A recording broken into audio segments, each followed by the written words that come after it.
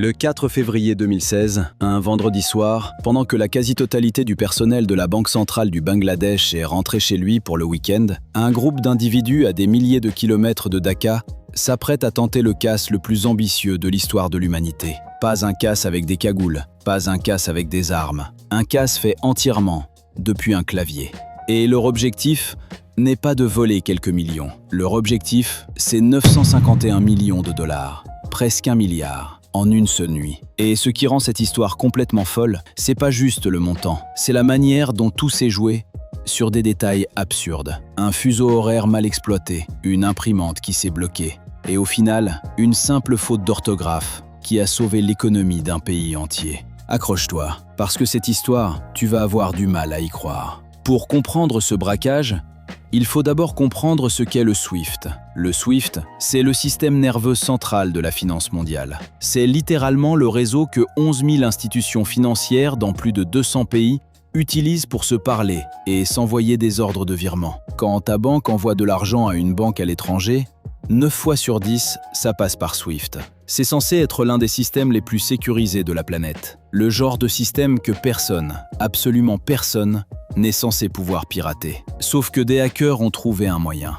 Et le plus terrifiant dans tout ça, c'est qu'ils n'ont même pas eu besoin de casser SWIFT lui-même. Ils ont juste eu besoin d'un point d'entrée beaucoup plus faible, les humains. Ça commence environ 1 an avant le braquage. Des employés de la Banque centrale du Bangladesh reçoivent des emails. Des emails qui paraissent totalement inoffensifs. Des candidatures pour un poste, des documents professionnels. Sauf que ces emails sont piégés. Un employé clique sur une pièce jointe et c'est terminé. Un logiciel malveillant s'installe discrètement dans le réseau interne de la banque. Pendant des mois, ce malware reste tapi dans l'ombre, observant tout, apprenant tout.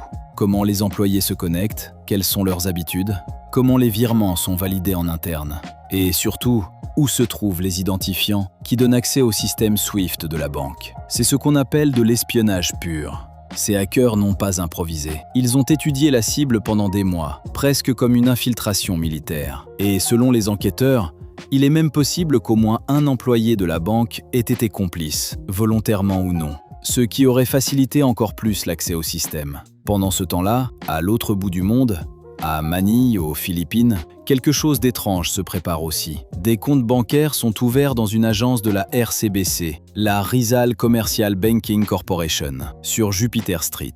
Ces comptes restent quasiment dormants pendant des mois. Aucune activité suspecte, juste là, en attente. C'est exactement le genre de détail qui donne des frissons rétrospectivement. Ces comptes ont été créés bien avant le braquage, dans le seul but de réceptionner l'argent volé, le moment venu. Et là, le 4 février 2016, tout se met en marche. Les hackers, qui possèdent désormais les identifiants nécessaires pour utiliser le terminal SWIFT de la Banque centrale du Bangladesh, envoient 35 ordres de virement frauduleux à la Federal Reserve Bank de New York. Pourquoi New York? Parce que c'est là que la Banque du Bangladesh garde une partie de ses réserves en dollars, comme énormément de banques centrales dans le monde. Ces 35 ordres demandent le transfert de près de 951 millions de dollars vers des comptes privés aux Philippines et au Sri Lanka. Et le timing est absolument chirurgical. Ils choisissent un jeudi, en fin de journée à New York. Pourquoi ce jour précis? Parce qu'au Bangladesh, le week-end commence le vendredi, pas le samedi comme chez nous.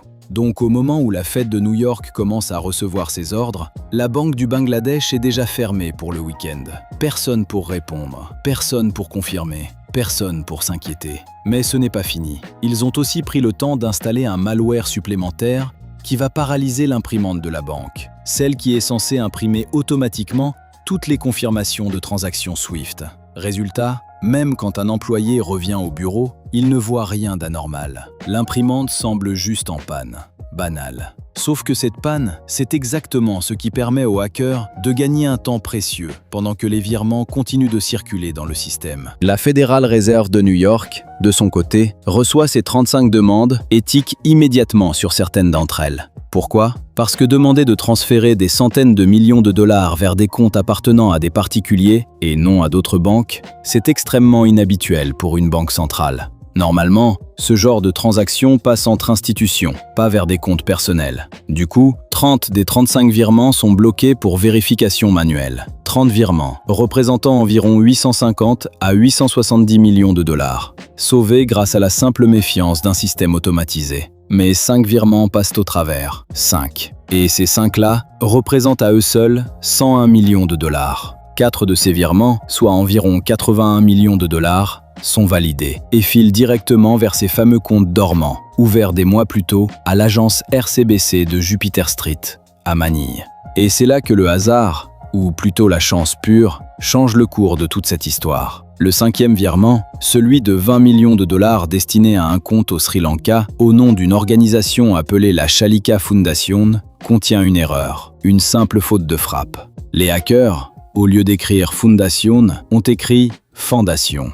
Une lettre en trop, une lettre en moins, et c'est tout. Cette faute paraît minuscule, presque ridicule, sauf que cette transaction passe par la Deutsche Bank, qui sert d'intermédiaire pour ce virement précis. Et un employé de la Deutsche Bank remarque l'anomalie. Le nom ne correspond à aucune organisation officiellement enregistrée au Sri Lanka sous cette orthographe. Par simple prudence, la Deutsche Bank contacte directement la Banque centrale du Bangladesh pour demander une confirmation. Cette demande de clarification, à elle seule, va déclencher l'alerte qui va sauver près de 870 millions de dollars supplémentaires. Parce qu'au moment où la Banque du Bangladesh commence à enquêter sur ce virement suspect, elle découvre l'ampleur totale de ce qui est en train de se passer. Mais attention, même à ce stade, la chance des hackers ne s'arrête pas complètement. Parce qu'on est en plein dans le nouvel an chinois. Et aux Philippines, c'est un jour férié. Donc quand la Banque du Bangladesh envoie en urgence un message Swift à la RCBC pour demander de bloquer et geler les fonds, personne ne le lit. L'agence est fermée. Le message reste sans réponse pendant plus d'une journée entière. Et pendant ce temps, à l'agence de Jupiter Street, un retrait d'environ 58 millions de dollars est déjà en train d'être traité. Quand la banque philippine finit par recevoir le message d'alerte, il est déjà trop tard pour une grande partie des fonds. L'argent a déjà quitté les comptes RCBC. Et c'est là que la deuxième partie de cette histoire devient encore plus dingue, le blanchiment. Une partie de l'argent volé est envoyée vers un service de change, sous forme de billets physiques. On parle ici d'environ 30 millions de dollars en liquide, soit un poids total avoisinant les 1500 kg de billets. Imagine la scène. Des sacs entiers de cash, transportés physiquement dans les rues de Manille. L'argent finit ensuite par transiter à travers plusieurs casinos de la capitale philippine, notamment le casino Solaire et des opérateurs de jeux clandestins. Pourquoi les casinos? Parce qu'aux Philippines, à l'époque, les casinos ne sont pas soumis aux mêmes lois anti-blanchiment que les banques. L'argent peut entrer, être misé, ressortir sous forme de jetons puis être reconverti en cash propre, sans laisser aucune trace officielle. C'est un angle mort juridique parfait pour blanchir des dizaines de millions de dollars en un temps record. Une partie des fonds disparaît également dans des comptes liés à un opérateur de jeux d'argent basé à Manille, qui prétendra plus tard que cet argent provenait simplement d'un paiement légitime venant de ressortissants chinois, sans aucun lien avec le casse. Au final, sur les 81 millions de dollars envoyés aux Philippines, la quasi-totalité s'évapore dans la nature en l'espace de quelques jours seulement. À ce jour, seulement une quinzaine de millions de dollars ont pu être récupérés. Le reste, soit environ 66 millions de dollars, reste introuvable, des années après les faits. Maintenant, la question que tout le monde se pose, qui a fait ça? L'enquête, menée notamment par la société de cybersécurité Mandiant et par le FBI, va mettre des années à reconstituer le puzzle. Et les conclusions vont mener à un endroit que personne n'attendait vraiment, la Corée du Nord. Les techniques utilisées, le code du malware, les serveurs employés, tout porte la signature d'un groupe de hackers connu sous le nom de Lazarus Group. Ce même groupe sera plus tard identifié comme responsable du piratage de Sony Pictures en 2014 et de l'attaque mondiale par rançongiciel WannaCry en 2017, qui paralysera des hôpitaux entiers au Royaume-Uni. Les autorités américaines finiront par établir un lien direct entre ce groupe et le Bureau général de reconnaissance, qui est littéralement l'agence de renseignement militaire nord-coréenne. Et ça, c'est ce qui rend cette histoire encore plus fascinante. On parle ici d'un État, une nation entière, qui utilise des hackers pour braquer directement des banques à l'autre bout du monde, dans le seul but de financer son propre régime. La Corée du Nord est sous un régime de sanctions internationales extrêmement strict depuis des années à cause de ses essais nucléaires et balistiques. Le pays n'a presque plus aucun accès légal aux marchés financiers mondiaux. Alors, selon de nombreux experts en cybersécurité, ce genre de braquage numérique serait devenu une véritable source de revenus pour l'État nord-coréen, qui emploierait, selon certaines estimations, plus de 1500 hackers à travers le monde, soutenus par des milliers d'autres collaborateurs. Ce qui s'est passé au Bangladesh n'était d'ailleurs pas un coup isolé. Les mêmes méthodes, les mêmes outils ont été retrouvés dans d'autres tentatives d'intrusion visant des banques au Vietnam, en Équateur et ailleurs en Asie du Sud-Est. Des pays où les systèmes de sécurité bancaire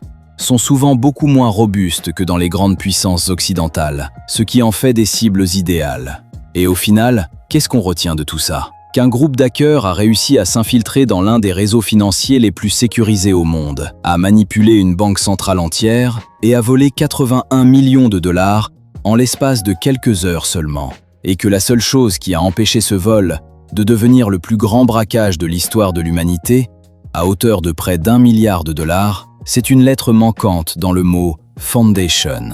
Une lettre, une seule. Voilà la différence entre 81 millions de dollars volés et 951 millions de dollars qui auraient littéralement pu faire s'effondrer les réserves d'un pays entier.